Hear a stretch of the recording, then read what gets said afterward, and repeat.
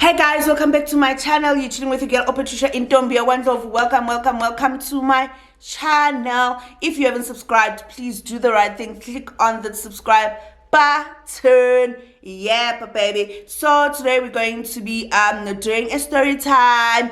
I know that some of you are like, girl, we love story times, and I'm like, you know what, there's a juicy story that I'm willing to tell, and I've been holding it on, like I've been meaning to tell, but I'm like I don't want those people to find out, but I'm like, you know what, it's juicy, so why not? So like any other child, like any other person, I was like, okay, this is what I want to be. I've got dreams. Like like if somebody knows this person very well, they will tell you that Patricia, she's all about entrepreneurship. Yes, I said it right. You know, she's all about businesses. She's all about doing her thing. She's all about, you know, being out there, you know, making things that makes, you know, okay, fine. Then I approached this person that I know. Like, okay, this is the kind of business I want to go to. I want to go into property. At the time, I was 21 years old. I remember it was my last year in varsity. Yes, it was my last year in varsity. I was like, okay, I want to start my own business, and I'm looking at going into the route of property. And but thing is, I don't have money. Thing is, I'm looking for finance. Thing is, and somebody was like, okay, no, you're still young, you black, you female, you young, you know, BEE, it's J. You know, it's all over you. So, girl, you can do it. You know, just spread your wings, you know, just explore. Don't limit yourself. Then I was like, okay, cool. Then I registered my first company, which was Thanda Obuhle Properties, right? Oh, that name, it's dear to me. I don't know why, because Thanda Obuhle, it was like Thando and Obuhle, which is Obuhle was my niece at the time. She was the only child. I didn't have a child. My sister did not even have another child. So she was the only one. Like she was the apple of our eyes. Like she was the baby. She was spoiled. So everything and anything, I was like, it belongs to her. I'm gonna do it for her. I want her to be a proud niece. I want her, when she looks at me, to be like, you know what, I'm proud of my aunt. My aunt is my role model. I don't have to look at a man for inspiration. I don't have to look for a man to support me, to be there for me. I'm looking up to this lady. Then I was like, okay, let me do it, right? So this person was like, okay, girl, I know this person in the ANC. Was I supposed to mention the political party? But it's fine, because if I were to say minister, the word minister, obviously minister, who's the minister? Minister is the minister of the ruling party, right? So obviously it's the ruling party. It's the ANC. You know, so I was like, okay, this person will book you. They will book you to go to Cape Town. There's gonna be you have to present your business. You just do your plannings, your portfolios, your everything, you know. Then I was like, okay, no, cool, so it's fine. Do I need to prepare anything? Do I need to budget? They're like, no, everything's sorted. You're gonna be catered for, right? So I was like, oh, yeah. I remember at the time I was when this happened, I was working at a clientele as a paralegal. Yes, I remember very well. So they had to book me into, obviously, I had to catch a Gautrain bus to the Gautrain station, Santon. Then from there go to OR Tambo. Everything paid. From OR Tambo, they paid. My ticket was paid. Everything was paid. I just had to produce like my ID at the ticket center. They gave me my ticket. Then I was like, okay, cool. Either way, this was my first flight. This was my first time flying. This was my first time going to Cape Town. Mind you, I was alone. I was like, girl, unesibindi. But anyways, I didn't know if I'm afraid of flying. I'm not afraid of flying. But I was like, okay, either way, I'm here. I have to do it. I have to get into this plane. Then I got into this plane. I made a friend who's still a friend today, right? We still chat. You know, because I was scared. I was like, okay, at least let me make a friend. So we chat. Then we got to Cape Town. Then obviously they fetched me from the airport.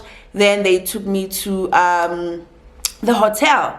Everything was cool. Everything was nice. It was like, oh, heaven. At that time, I didn't think of social media. I didn't think of taking pictures.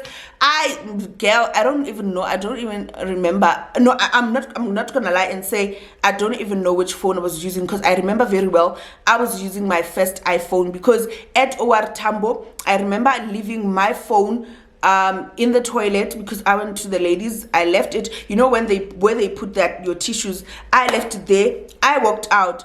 As I was walking out, this lady came in, because I'm this bubbly person, was like, hi. I like a person who knows me will tell you, it's a girl, you greet wherever you go and you boring. People like to say that I am that boring person who greets everyone. So I greeted, then I left. I went down with the escalators. A minute later, people are shouting, yeah. Then I see security guards. I'm like, yo, do I have drugs? You know, because everything we see on TV, if people are starting to shout, people are running, I'm like, okay, are they suspecting I have drugs? I wanted to turn and not look. Then they were like, yeah, you. Then I kept on saying, and a lot of us, we kept on saying, us. They were like, you. Then I'm like, who are you talking about? Who are you talking to? Then finally, they came down with the escalators. They were like, okay, that lady came. She was like, oh, you forgot your phone in the toilet. I was like, all right. Grand. Hi. Where I come from, I was not going to even get my phone back. I was not going to get my phone back. The person was going to be like, Ngipopile. It was like, no, I saw you. You were the only one in the toilet. So when you came out, it made sense that it was you. It's your phone. Then when I clicked on it, I saw your picture. I was like, no, definitely it's yours. I was like, thank you, girl. Not everybody can do that, and not everybody is capable of doing that. So till today, I'm grateful for that person. And whenever I help somebody, I always have that story in my mind to say that, you know what, somebody was able to help me without even knowing me. They don't owe me anything. They don't know me. They could have just taken the phone and just let it be. I would have gotten into the plane and I'm like, okay, where's my phone? My phone gone. And mind you, I don't know where I'm supposed to be contacted. This is the mood of communication. So imagine me losing my phone. I was going to be lost and stranded in Cape Town. Like, just imagine, guys. God was with me, but I'm thankful to that lady. So guys, don't hesitate to help somebody. Just help. It starts with you. Change starts with you. So either way, I got to Cape Town. They booked me into this hotel. I didn't think of taking pictures, you know, because I was alone. And either way, at the time, I was not a fan of pictures. Then the hotel was good. It was nice. I chilled. I bathed. Watched movies. Obviously, I had to prepare my presentation for tomorrow, because they were like, okay, we're gonna fetch you tomorrow. We're gonna send a driver to fetch you at this time. You know, the driver came in the morning, fetched me. I went, girl. I nailed my presentation. You know, when it comes to presentation, I nailed it. Then they were like, okay, we loved it. We'll give you feedback. And everybody was impressed. Say, you're this young child, this black child, this female child. You know, it's for a young person to be thinking of doing such a thing at this age, it means a lot. You know, I was there smiling, taking credit, and till when I got to my hotel, Minister calls like, girl, I'm sending a car to come fetch you, to come to my hotel. I'm like, why should I come to your hotel? He's like, no, there's things that we need to finish up. We need to touch up. Then I'm like, okay, no, I'm Minister. At the time, I'm young, I'm naive. I'm like, okay, Minister, I'm there. preparing myself. Then the car comes when it's supposed to come. It fetches me, then I go, right? Then I thought when he said hotel, I thought probably, obviously hotels, they've got like kitchens, they've got restaurants, so this is where we're gonna meet. Can't do, we're meeting inside his hotel. Then when I got there, he greets me, then he starts touching me, then he wants to kiss me. Then I'm like, guy, what are you doing? Like, what are you doing? At the time, I was still young. I was like, okay, no. Ooh, Jesus. All I could think of is this old person trying to kiss me, looking at that beard. Yoo, Jesus. Hi. I was like, oh, God, can I die? Never. And never. Not today. Not in a million years. You know? Then he was like, no, don't you want to do it? Don't you want to kiss me? I'm like, no, I don't want. No, I don't want. And I'm not interested. Then he was like, no, there's nothing wrong. It's going to be nice. You're going to enjoy. I'm like, what's going to be nice? Hey, bruh. It's like already when you know, you are in the bedroom and I mean, I'm here. What are you talking about? What are you on about? Then guy was like, oh no, remember, I'm the one who's supposed to sign and release the cash for funding for your business. So if you don't want to give me, that means I'm not also gonna give you, because you are being mean to me. So I'm gonna be mean to you. I look at this guy. I'm like, so you want me to pata with you so that you give me money for my business? Then I'm gonna be indebted to you for life. Obviously, I was not gonna get money same day. Probably, what if you call me next week? You like, okay, I'm booking you a flight ticket. Come, you know, yeah. While we're still at that stage, or at the end of the day, I don't even get that money. I'm like, you know what? And either way, I was like, I'm still young. I still have a future. I still can make it. I still can work for myself. I still can budget for my own. I'm not that desperate. I'm not in that age where I feel like time is running out. My kids my age are doing very well. And mind you, this was my first year working because, you know, so I'm new in the corporate environment. I've been to varsity, so I can still make it. I don't need you in my life. Then he was like, oh, okay. Then you could see that now he was scared if I'm gonna tell people. He was like, okay, but about what happened, I'm sorry, I didn't mean to.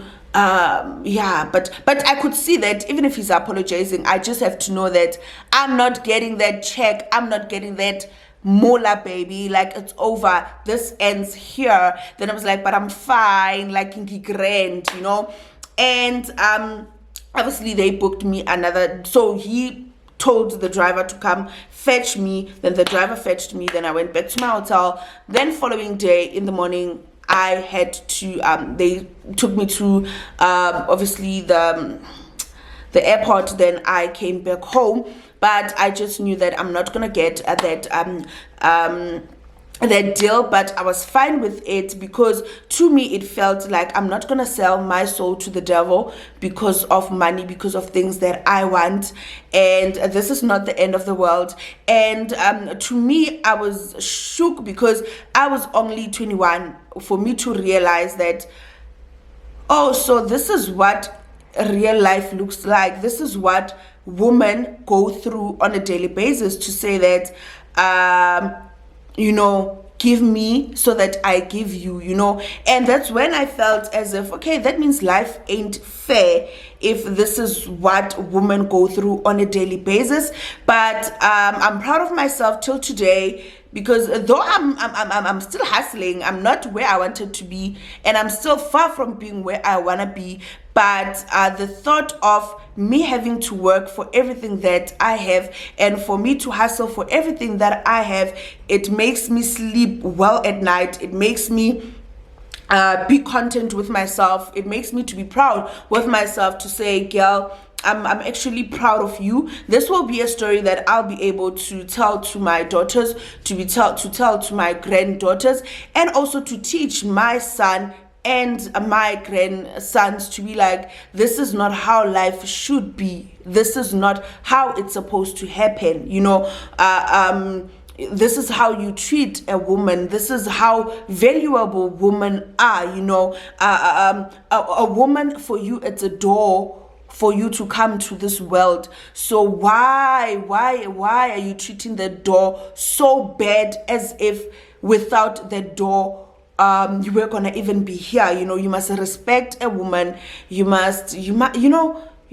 I'm just thinking to myself, if that minister has a child, and if that minister has a daughter, and how would they feel if somebody, an old man somewhere, did that to their daughter? They would expect their daughter to take their panties down and jump straight into bed with that old person, or they would want their kids to be like, I'm not gonna do this. This is not me. I'm proud of who I am.